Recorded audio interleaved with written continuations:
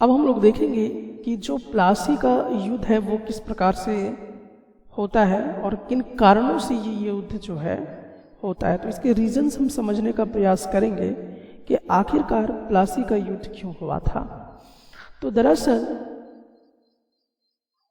अलीवर्दी खान जब मर जाते हैं, अलीवर्दी खान भी एक नवाब था और ये भी एक शक्तिशाली नवाब थे औरंगजेब के बाद।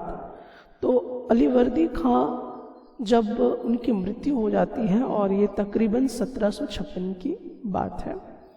तो जब 1756 में अलीवर्दी खां की मृत्यु जब हो जाती है तो वहाँ के जो बंगाल के नवाब बनते हैं वो थे सिराजुद्दौला। तो सिराजुद्दौला को आप यहाँ पर फिगर में देख सकते हैं। तो ये सिराजुद्दौला थे और यही बंगाल के नवाब बनते हैं अलीवर्दी खान के बाद। तो अब यहाँ पे सिराजुद्दौला को देखना है और अंग्रेज को देखना है, क्योंकि यहाँ से एक अहम मोड़ पे हम लोग जाने वाले हैं। तो सिराजुद्दौला जो है ये भी एक शक्तिशाली नवाब बने। अब ये शक्तिशाली नवाब बने तो जो कंपनी थी, अब कंपनी की बात अगर मैं कर रहा हूँ तो किस कंपनी के विषय में बातचीत कर रहा हूँ? ईस्ट इंडिया कंपनी के बारे में। तो ईस्ट इंडिया कंपनी जो थी वो काफ़ी ज़्यादा चिंतित हो गई कि भाई अब तो जो नवाब है वो सिराजुद्दौला है। तो कंपनी ये चाहती थी कि सिराजुद्दौला को हटा के एक ऐसे नवाब को बनाया जाए जो हमारे इशारों पे काम करे। पपेट रूलर की डिमांड वो करना शुरू करती है। जो ईस्ट इंडिया कंपनी वो चाहती थी कि एक पपेट रूलर मिले। पपेट रूलर कहने का मतलब कि एक इशारों पे काम करने वाला, मतलब कठपुतली सरकार रहे जो हमारे इशारों पे काम करे। और वो क्या करे, जितने भी व्यापार या बिजनेस वो कर रहे हैं उसमें उनको काफ़ी ज़्यादा छूट मिले, कंसेशन मिले, रियायत मिले, और भी कई तरह के जो प्रिविलेज हैं, सुविधाएं हैं, वो भी कहीं ना कहीं अंग्रेज जो है वो चाहते थे। तो ये कब पॉसिबल होता? ये तब पॉसिबल होता जब सिराजुद्दौला को हटाकर उसके जगह पर किसी पपेट रूलर को, यानी कठपुतली नवाब को वो बैठा पाते। तो ऐसे उनकी मंशा थी ईस्ट इंडिया कंपनी की कि हम लोगों को काफ़ी ज़्यादा व्यापार में मुनाफा मिलेगा, व्यापार में काफ़ी ज़्यादा लाभ मिलेगा। ये तभी होगा जब हम कठपुतली सरकार लेकर आएंगे। लेकिन इसमें जो अंग्रेज थे वो सफल नहीं हो पाए। कोशिश तो उन्होंने किया लेकिन सफल नहीं हो पाए। उन्होंने ऐसा कोशिश किया कि जो सिराजुद्दौला है उसका जो प्रतिद्वंदी है, जो रिवल्स है, उसको नवाब बनाया जाए। क्योंकि अगर सिराजुद्दौला के जगह पर अगर आपको नवाब बनाना है तो कहीं ना कहीं उसका कोई कॉम्पिटिटर आपको ढूंढना होगा। तो उसका प्रतिद्वंदी जो है वो ढूंढने का प्रयास किए और बनाने का भी प्रयास किए, लेकिन वो सफल नहीं हो पाए। ईस्ट इंडिया कंपनी सफल नहीं हो पाई। अब हुआ इसका विपरीत। यहाँ से जो मोड़ लिया जाता है वो बहुत ही डेंजर अब रूप लेना शुरू करेगा। यानी कि जो सिराजुद्दौला है अब वो क्या करता है, कंपनी को सीधे सीधे तरीके से ये कह देता है कि जो भी आप यहाँ पर पॉलिटिकल अफेयर्स हैं, जो भी राजनीतिक मामला है, उसमें आप टांग ना अड़ाएं। सिराजुद्दौला सीधा ये बात जो है कंपनी को कहते हैं कि जो भी हमारे अंदरूनी राजनीतिक मामला है उस पर आप टांग ना अड़ाएं, और आप जो किलाबंदी बना रहे हैं उसको बंद कीजिए, और जो हमारे रेवेन्यू है उस रेवेन्यू का पैसा दीजिए, यानी जो बकाया है रेवेन्यू का उसका भुगतान भी कीजिए आप। तो ये कौन बोलता है? सिराजुद्दौला बोलता है, कंपनी को बोलता है कि जो रेवेन्यू है वो चुकाइए आप, और किलाबंदी जो आप चारों तरफ कर रहे हैं वो अब बंद कीजिए। अब दोनों के बीच में, यानी कि जो अंग्रेज हैं और जो सिराजुद्दौला है, दोनों के बीच में खिटपिट होने लगी। बात नहीं बनने लगी। तो जब बात नहीं बनने लगी तो उसके बाद जो नवाब थे सिराजुद्दौला, वो चढ़ाई कर देते हैं इंग्लिश फैक्ट्री में, जहाँ पे अंग्रेजों ने एक फैक्ट्री बनाया था। कहाँ पे बनाया था? कासिम बाजार में। तो कासिम बाजार में एक फैक्ट्री थी जो ईस्ट इंडिया कंपनी की थी। तो वहाँ पर जो सिराजुद्दौला नवाब हैं वो अपने 30,000 सैनिकों के साथ वहाँ पे चढ़ाई कर देते हैं और जितने भी वहाँ के अफसर होते हैं कंपनी के, उन सबको बंदी बना लेते हैं। और जो वेयर हाउस बनाया हुआ था, वेयर हाउस जहाँ पे सामान वगैरह इकट्ठा होता था, तो वहाँ पर भी उन लोगों ने ताला लगा दिया, अपने कब्जे में ले लिया। और जितने भी अंग्रेज थे उन सभी के पास जो हथियार थे, जो बंदूकें थे, वो सभी छीन लेते हैं। और जितना भी अंग्रेज का आने जाने का जो जहाज था, शिप वगैरह, उन सब को भी वो क्या कर देते हैं? ब्लॉक कर देते हैं, रास्ता में बहुत सारे अड़चने पैदा कर देते हैं। तो ये तमाम जो है सिराजुद्दौला जो है ईस्ट इंडिया कंपनी के खिलाफ करना शुरू कर देता है। अब सिराजुद्दौला चाहते थे कि अब वो कंपनी के उस भाग को कब्जे में ले जो कोलकाता में था। जो कलकत्ता में अंग्रेजों ने जो बनाया हुआ था अपना फैक्ट्री, उस फैक्ट्री पे अब कब्जा करना चाह रहे थे कौन? सिराजुद्दौला नवाब।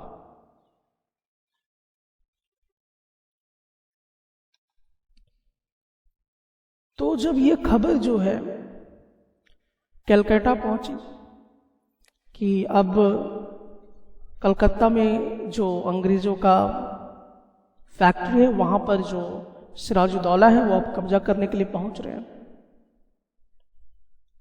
तो फिर कंपनी में बड़ी हड़बड़ी मच गई कि भाई ये तो खतरे में आ जाएगा हमारा बिजनेस। तो फिर यहां पर जिक्र होता है रॉबर्ट क्लाइव का। तो जो रॉबर्ट क्लाइव होते हैं, ये बात जब सुनते हैं तो वो क्या करते हैं? आर्मी भेजना शुरू करते हैं। और ये सूचना कहाँ जाती है? जो मद्रास में कंपनी थी, वहां पे जो ऑफिसर्स थे, उन तक ये सूचना पहुंचती है कि ऐसा सा होने वाला है। तो रॉबर्ट क्लाइव जो है वो भी मानने को तैयार नहीं थे। तो रॉबर्ट क्लाइव जो है अपना आर्मी भेजना शुरू कर देते हैं। किसके खिलाफ भेजते हैं? सिराजुद्दौला के खिलाफ। कहाँ पर? जो प्लासी का मैदान होता है वहां पे भेजते हैं और दोनों के बीच में युद्ध होना शुरू हो जाता है। तो सिराजुद्दौला जो है और जो अंग्रेज हैं, उन दोनों के बीच में युद्ध जो है आरंभ हो जाता है प्लासी के मैदान में, जिसे हम द बैटल ऑफ प्लासी कहते हैं। अब इस युद्ध में हुआ क्या? इस युद्ध में सिराजुद्दौला की हार हो गई। नवाब जो थे सिराजुद्दौला, वो जीत नहीं पाए युद्ध को। अब ये भी प्रश्न आता है कि आखिरकार सिराजुद्दौला हारे क्यों? तो हारने का जो कारण था वो था मीर जाफर। दरअसल हुआ क्या था कि जो ईस्ट इंडिया कंपनी है वो मीर जाफर को लालच दे बैठा था कि अगर आप सिराजुद्दौला के साथ नहीं आते हैं, हमारे साथ अगर आप युद्ध नहीं करते हैं, तो सिराजुद्दौला के बाद नवाब आपको बंगाल का हम लोग घोषित कर देंगे। तो कहीं ना कहीं मीर जाफर जो है इन सब बातों में आ जाता है और वो क्या करता है कि जो सिराजुद्दौला के साथ युद्ध लड़ने से मना कर देता है, यानी एक तरह से धोखा देता है मीर जाफर। और इस तरह से सिराजुद्दौला कमजोर पड़ जाता है और सिराजुद्दौला की हार हो जाती है। और जो पहला युद्ध होता है, और उस युद्ध को हम लोग द बैटल ऑफ प्लासी कहते हैं, यानी कि प्लासी का युद्ध कहा करते हैं। अब यहां पर जब सिराजुद्दौला हार जाते हैं तो उसकी मृत्यु भी कर दी जाती है, उनको मार भी दिया जाता है। अब बात आती है कि मीर जाफर जो है वहां के नवाब बन जाते हैं। लेकिन इस दौरान भी थोड़ा समझने की ज़रूरत यह है कि अंग्रेज भले ही अभी सिराजुद्दौला को हरा चुके हैं, मार चुके हैं, लेकिन वो वहाँ के राजा नहीं बन रहे, वो किसी और को बना रहे हैं। किसको बना रहे हैं? मीर जाफर को बना रहे हैं। तो यहाँ पे प्रश्न आता है कि सीधा सीधा जो है अंग्रेज चाहते तो राजा बन सकते थे, लेकिन बने नहीं। तो इसका कारण ये था कि जो अंग्रेज थे वो ये नहीं चाहते थे कि और ज़्यादा विवाद हो कहीं और से। तो अगर किसी दूसरे को अगर हम कठपुतली सरकार रखकर अगर ये काम कर सकते हैं तो उनके लिए ज़्यादा बेहतर होगा व्यापार करना, क्योंकि उनका जो मुख्य उद्देश्य था वो था व्यापार करना और उससे ज़्यादा लाभ लेना। और अभी फिलहाल उनका कोई यहाँ पर विचार आपको देखने को नहीं मिलेगा। जब बैटल ऑफ प्लासी हुआ तो the battle of Plassey become famous because it was the first major victory the company won in India. तो जो ईस्ट इंडिया कंपनी थी उनकी ये बहुत बड़ी जीत और पहली जीत थी प्लासी का युद्ध। प्लासी के युद्ध में सिराजुद्दौला को हराकर उन्होंने बहुत कुछ हासिल कर लिया। ये उनकी पहली जीत थी। अब देखिए हुआ क्या कि सिराजुद्दौला को तो मार दिया गया, सिराजुद्दौला को हरा दिया गया प्लासी युद्ध में। तो वहाँ पर एक दूसरे नवाब को बनाया गया जिसका नाम था मीर जाफर। तो मीर जाफर जो है उनको वहाँ का नवाब बना दिया गया। लेकिन मीर जाफर को भी क्या करना पड़ता था कि अपनी जो जनता है उसको खुश रखना पड़ता था। उनके साथ भी उतना ज़्यादा अन्याय वो नहीं कर सकता था, उतना ज़्यादा टैक्स वो उनसे नहीं वसूल सकता था। तो कहीं ना कहीं वो अपने आप को बचा नहीं पाया और इसके लिए वो भी कहीं ना कहीं जो है आनाकानी करना शुरू कर दिया था, लगातार शिकायतें करना शुरू कर दिया था। तो उसके वजह से जो कंपनी है यानी कि जो ईस्ट इंडिया कंपनी है मीर जाफर को हटा देती है नवाब से और किसको बनाती है? मीर कासिम को। मीर कासिम को वहाँ का नवाब वो बना डालते हैं। और जब मीर कासिम भी लगातार क्या करता है? आनाकानी करना शुरू कर देता है, तो उसको फिर से क्या किया जाता है? हरा दिया जाता है। और एक्चुअली एक युद्ध होता है मीर कासिम के बीच में, जब वो बार बार कंप्लेन करना शुरू करता है, शिकायत करना शुरू करता है कि हमें भी कुछ चाहिए, तो मीर कासिम और कंपनी के बीच में फिर युद्ध हो जाता है और उस युद्ध में मीर कासिम की हार होती है। और वो जो युद्ध होता है जिसको हम लोग कहते हैं बक्सर, तो बक्सर की लड़ाई वो यहाँ पर हो जाती है जिसको हम लोग कहते हैं बक्सर का युद्ध। तो बक्सर का युद्ध होता है मीर कासिम और ईस्ट इंडिया कंपनी के बीच में, जो 1764 में होता है। और उसके बाद ये भी युद्ध जो है ईस्ट इंडिया कंपनी हराती है, इसमें जीत उनको हासिल होता है। और फिर से जब मीर कासिम को हटा दिया जाता है तो मीर जाफर को फिर से क्या किया जाता है? वहाँ का नवाब बना दिया जाता है। और अब क्या होने लगा कि इसी मीर जाफर से कंपनी जो है हर महीने 5 लाख रुपया लेने लगी। तो जब इस तरह के वो कठपुतली नवाब बनाते थे तो कहीं ना कहीं अंग्रेजों को अब परेशानी महसूस होने लगा कि अब इस तरह के कठपुतली नवाब से कोई फायदा नहीं है, अब उन लोगों को खुद इसका नवाब बनना पड़ेगा।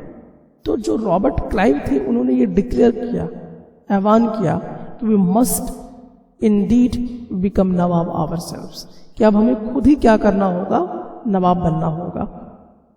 और फाइनली 1765 में जो मुगल सम्राट थे उन्होंने ही कंपनी को दीवान घोषित कर दिया। बंगाल का जो प्रांत था, जो प्रोविनेंस था, वहाँ पर कंपनी को ही वो लोग दीवान घोषित कर दिए। अब दीवान घोषित कर दिए तो इसका क्या मतलब था?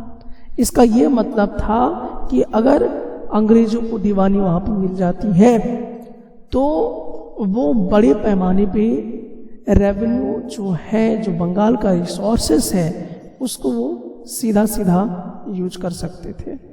अब बहुत बड़ी समस्या बिल्कुल उनके सामने नहीं थी।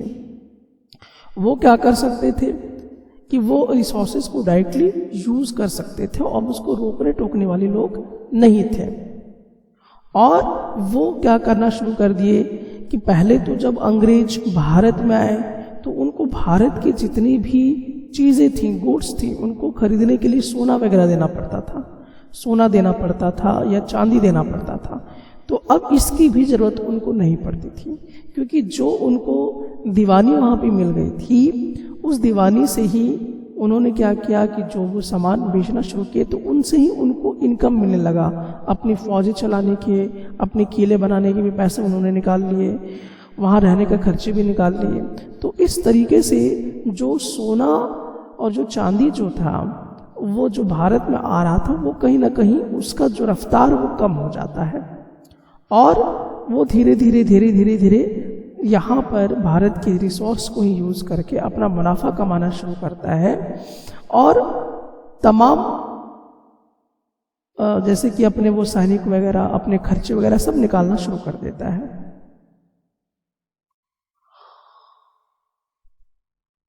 और ये जो रेवेन्यू उनको मिलता था, अंग्रेजों को जो ये रेवेन्यू मिलता था, उसी रेवेन्यू से वो कॉटन यानी कि सूती का कपड़ा वगैरह, जो सिल्क है, मखमल वगैरह, वो सब वो भारत से ही खरीदना शुरू कर देते हैं और भारत में ही बहुत सारी कंपनी का बिल्डिंग वगैरह बनाना शुरू कर देते हैं, ऑफिस बनाना शुरू कर देते हैं, क्योंकि अब उनको किसी को कुछ देने की ज़रूरत नहीं थी। तो अब वो उन्हीं पैसों का इस्तेमाल करके तमाम ज़रूरतों को पूरा कर रहे थे।